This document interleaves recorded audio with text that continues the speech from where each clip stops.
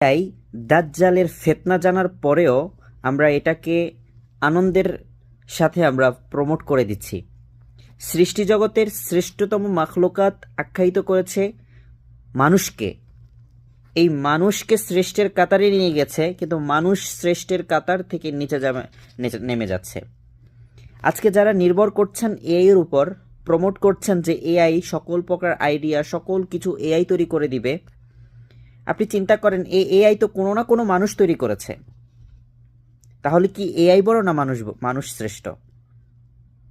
আর এই এআই সব তৈরি করে দিচ্ছে, আমরা এআই এর উপর নির্ভরশীল হচ্ছি। আপনি যদি মিলান দাজ্জালের সাথে, দাজ্জালের আগমনের পর কি হবে সেটা নিয়ে যদি আপনি রিয়েলাইজ করেন, তাহলে দেখবেন যে এই এআই হচ্ছে দাজ্জালের ফিতনা। বুঝে শুনে আমরা কোনো কিছু করি না। আল্লাহ আমাদের এই এআই এর ফিতনা থেকে হেফাজত করুন। আমি